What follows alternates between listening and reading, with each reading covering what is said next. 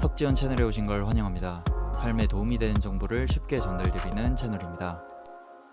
안녕하세요, 석지원입니다. 오늘은 데이빗 고긴스의 누구도 나를 파괴할 수 없다, Can't Hurt Me라는 책을 읽고 얻은 교훈 12가지를 여러분들에게 소개드리려고 합니다. 이 책은 자서전이기 때문에 저자 데이빗에 대한 소개도 같이 함과 동시에 제가 살아오면서 있었던 역경들을 다른 책이면 몰라도 이 책은 이런 식으로 리뷰하면 안 될 것 같다는 생각이 들었습니다. 진짜 솔직한 내 느낌, 솔직한 내 감상을 말해야 된다고 생각을 했죠. 진짜 리뷰 시작합니다.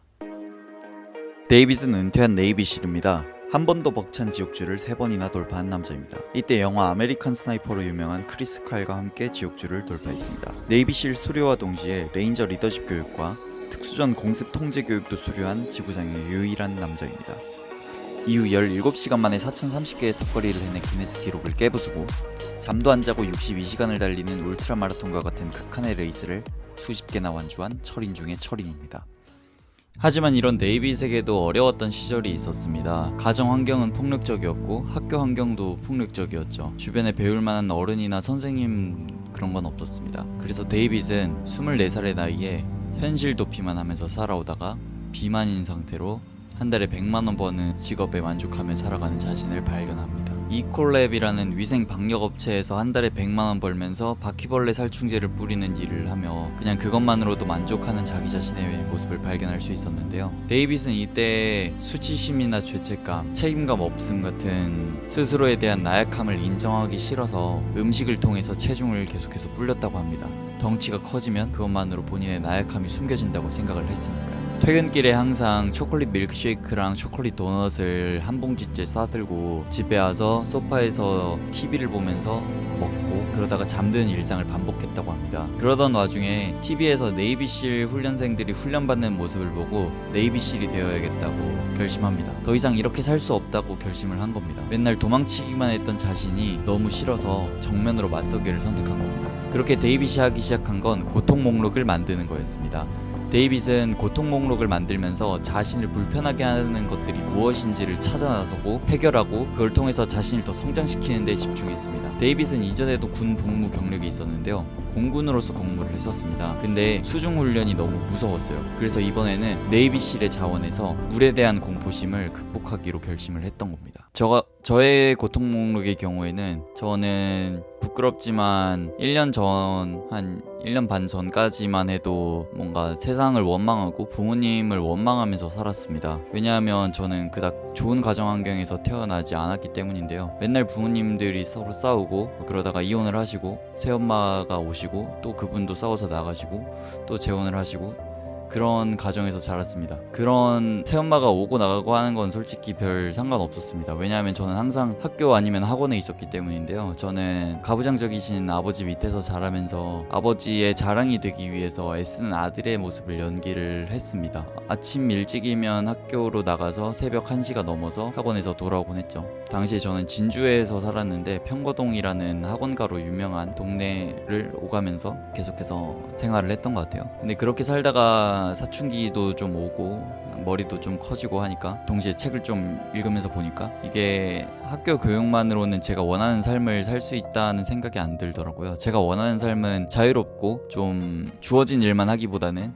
문제를 찾아서 문제를 해결하는 일을 하고 싶었습니다. 근데 뭐 학교 교육은 그냥 어딘가에 훌륭한 직원으로 뽑히기 위해서 사람들을 양성하는 곳이라고 느껴져서 학교 교육에 회의가 많이 들었던 것 같아요. 그런 생각들이 계속 반복되고 하고 있는 생활도 굉장히 지치고 기계적이고 무의미하다고 느끼다 보니까 고등학교 4학년 때 수능을 치고 집을 나서기로 결심을 했습니다. 그 수능은 목요일에 치잖아요. 그 주 토요일에 그냥 수능 끝나고 그냥 바로 짐 싸서 근처에 부산으로 갔었고요.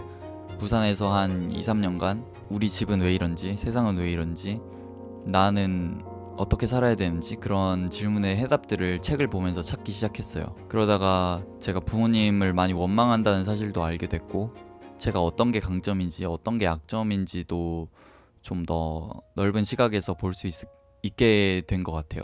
그렇게 한 2-3년간 책만 읽으면서 솔직히 좀 방황을 하면서 살았습니다. 뭔가 나름 일을 꾸준히 하긴 했지만 사실 책임감 있고 뭔가 건실한 사람으로 살진 않았던 것 같아요. 저를 믿고 채용해주신 분들이 계셔도 막상 제가 그 회사 시스템에 대해서 뭔가 불만을 갖거나 뭔가 이런 부분이 개선이 됐으면 좋겠는데 개선이 안 된다고 하면은 거기에서조차도 더 배울 점을 찾지 않고 그냥 바로 나가버리는 그런 것들이 반복이 되면서 책임 회피를 되게 많이 했던 것 같아요. 그냥 맞아요. 진짜 책임 회피를 되게 많이 했던 것 같아요.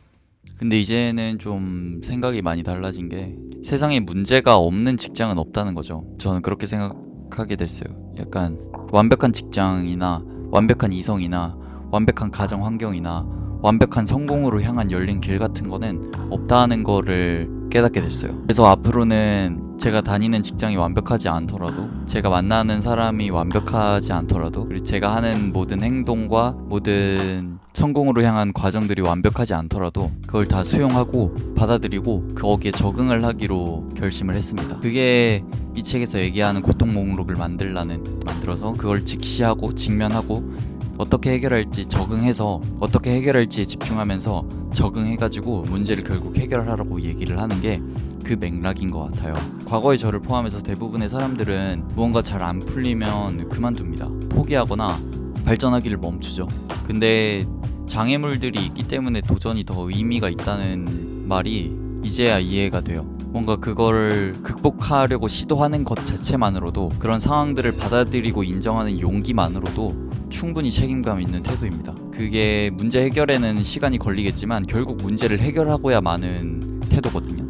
그래서 시간과 에너지를 쏟아부어서 어떻게든 문제를 해결하겠다는 이 결심, 이 신념, 그것들을 행동으로 보여주는 사람이 데이빗이라고 생각해서 데이빗 고긴스를 존경을 많이 하는 것 같아요. 왜냐하면 이 사람도 좋은 환경에서 자란 사람이 아니잖아요. 근데 이렇게까지 위대한 성과들을 내기 위해서 수많은 갈등과 반복과 자기 회의, 의심, 죄책감 그런 것들을 유명한 사람이니까 남들의 오해도 받으면서 이렇게까지 해낸다는 게 너무 대단한 거 아닌가. 그래서 이 책에서 얘기하는 거는 굉장히 많습니다. 40%의 규칙. 당신은 지금 전력의 40%밖에 쓰지 않고 있으니까 좀 더 극한까지 밀어붙여서 더 과감하고 담대하게 도전해라.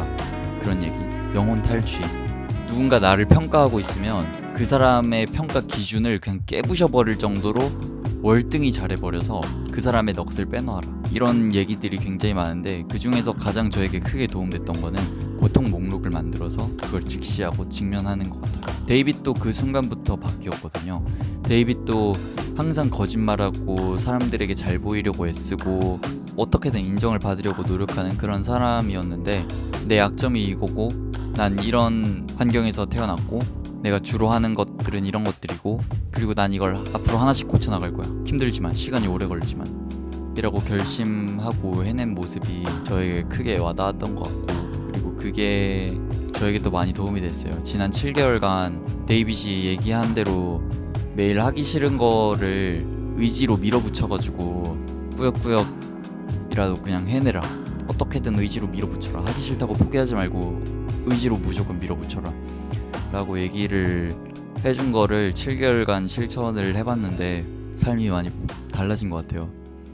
뭐 당장에 제가 백만장자가 되거나 경제적으로 엄청 크게 윤택한 삶을 살고 있진 않지만 근데 이 태도만으로도 충분한 것 같아요. 더 이상의 자기계발서도 더 이상의 지도도 필요하지 않은 것 같아요. 그냥 이제는 이렇게 고통 목록을 만들어서 하나하나 깨부셔 나가는 과정이 그 자체로 의미가 있는 것 같아요.